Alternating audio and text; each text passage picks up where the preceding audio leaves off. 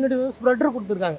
Spreader கொடுக்கும்போது நம்ம ஈஸியாக கழிச்சு எல்லா இடமும் ஒரே மாதிரி ஆள் கலைக்கிற மாதிரி கழிச்சிட்டு வந்துடும். ஒன்று இது 35 லிட்டர் கெப்பாசிட்டி டேங்க். இது பின்னாடி ஸ்ப்ரெட்டர் இருக்குது பார்த்தீங்களா, அதாவது எருவு கலைச்சி விட்ற பின்னாடி உள்ள வீல்களுக்கு பவர் கொடுக்குற ஆயில் ப்ரெஷர் டேங்க். இது அப்போதைக்கு பார்த்தீங்கன்னா இந்த பிடிஓவுக்கு பின்னாடி வர வீலுக்கு வந்து டிரைவ் கொடுத்துருக்காங்க.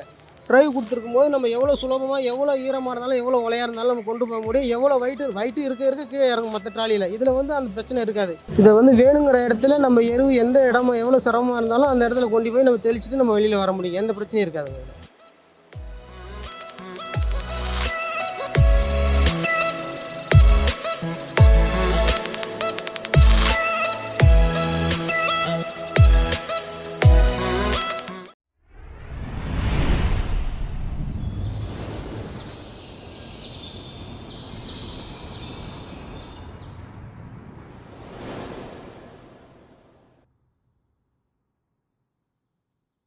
இந்த ட்ராலி எதுக்காக யூஸ் ஆகுதுன்னு பார்த்தீங்கன்னா, இப்போ மெயினாக வந்து நம்ம குப்பை எருவு, கோழி எருவு இதெல்லாம் கொண்டு போய் நம்ம கொட்டி ஆள் வச்சு தான் கலைப்போம். சிலர் வந்து ஜேசிபியால் கொட்டி கலைக்கிறாங்க. இப்போ அதுக்காக பெஸ்ட்டாக வந்து பின்னாடி வந்து ஸ்ப்ரெட்டர் கொடுத்துருக்காங்க.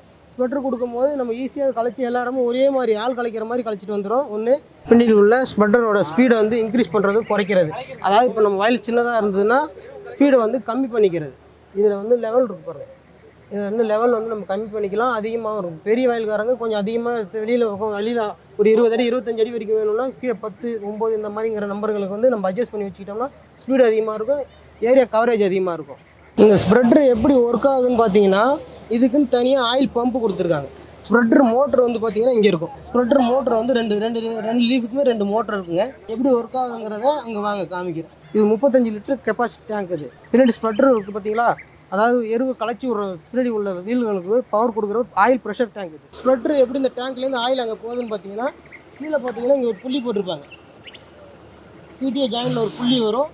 இந்த புள்ளி மூலயமா இந்த பம்பு யூஸ் ஆகி இந்த பம்பு மூலயமா ப்ரெஷர் போய் தான் அங்கே யூஸ் ஆகுது. இது ட்யூன் ஒன் ப்ரப்போஸாகவும் யூஸ் பண்ணலாங்க. இப்போ திடீர்னு நீங்கள் பார்த்தீங்கன்னா ஒரு டைம் அந்த வேலையெல்லாம் முடிஞ்சதுக்கப்புறம் டிப்பரை எடுத்து மண் ஓட்டுறதுக்கோ இல்லை நெல் பிடிக்கிறதுக்கோ அதை யூஸ் பண்ணணும்னா இந்த டோரை க்ளோஸ் பண்ணிவிட்டு இந்த ஸ்ப்ரெட்டரை வந்து கழட்டினீங்கன்னா, இது கல்ட்டுற டைப் தான். இது கழட்டி இதை டம்மி பண்ணிட்டீங்கன்னா இங்கே வந்து ஆயில் லீக் ஆகாது. உங்களுக்கு அந்த பிரச்சனை இருக்காது. சாதா ட்ராலி என்ன யூஸ் பண்ணுறோமோ அதை அப்படியே சேம் இதில் யூஸ் பண்ணலாம். உள்ளேருந்து எல்லா மெட்டீரியலும் ஏற்றிக்கலாம், இறக்கலாம். ஒன்றும் பிரச்சனை இல்லை. மற்ற ட்ராலி மேலே தூக்கி இறக்காதுங்க. இது உள்ள புஷர் தான். இது புஷர்லேருந்து வெளியில் எல்லாத்தையுமே கொண்டு வந்துடும் வெளியில். சில இடத்துல என்ன பண்ணுறாங்கன்னா, ஜாக்கி ஃபுல்லாக தூக்கிட்டு வண்டி நவுத்தும் போது ஒரு சைடாக இருக்கும்போது அப்செட் ஆகிறதுக்கு நிறைய வாய்ப்பு இருக்குது. ஆனால் இதில் வந்து அந்த ஒரு விஷயம் இருக்காதுங்க. இது ரொம்ப பெஸ்ட்டாக இருக்கும். இது இப்போ வந்து பார்த்தீங்கன்னா இது வந்து எப்படி வந்து இயங்கும்னு பார்த்தீங்கன்னா, முன்னாடி வந்து இதுக்காக புஷர் வந்து முன்னாடி இருக்குங்க. இது வந்து நம்ம அங்கே புஷ் பண்ண பின்னாடி இந்த ஸ்ப்ரெட்டரில் வந்து படும்போது ஆட்டோமேட்டிக்காக எல்லா இடமும் ஒரே இடமா பரவும் சமமாக. இதில் இன்னொரு சிறப்பு அம்சம் என்னென்னு பார்த்தீங்கன்னா, ஒரு ஈரமான வயலில் நம்ம போகணும், இதே லோடு ஏற்றிட்டு நம்ம போக முடியாது, எல்லாம் ரொம்ப சிரமமாக இருக்கும். அப்போதைக்கு பார்த்தீங்கன்னா இந்த பிடிஓவுக்கு பின்னாடி வர வீலுக்கு வந்து டிரைவ் கொடுத்துருக்காங்க. டிரைவ் கொடுத்துருக்கும் போது நம்ம எவ்வளோ சுலபமாக எவ்வளோ ஈரமாக இருந்தாலும் எவ்வளோ உலையாக இருந்தாலும் நம்ம கொண்டு போக முடியும். எவ்வளோ வயிட்டு இருக்க கீழே இறங்கும் மற்ற ட்ராலியில். இதில் வந்து அந்த பிரச்சனை இருக்காது. இதை வந்து வேணுங்கிற இடத்துல நம்ம எருவு எந்த இடமா எவ்வளோ சிரமமாக இருந்தாலும் அந்த இடத்துல கொண்டு போய் நம்ம தெளிச்சுட்டு நம்ம வெளியில் வர முடியும். எந்த பிரச்சனையும் இருக்காதுங்க. பிடிஓஸ் வந்து பின்னாடி டிரைவ் எப்படி வரும்னு பார்த்தீங்கன்னா, பிடிஓ ஓடிட்டு இருக்கும்போது நம்ம பிடிஓ ஆஃப் பண்ணிவிட்டு கீழே இறங்கி வரணும். இறங்கி வந்து இந்த இடத்துல பார்த்தீங்கன்னா ஒரு லாக் இருக்கும். இந்த லாக் அப்படி எடுத்துகிட்டு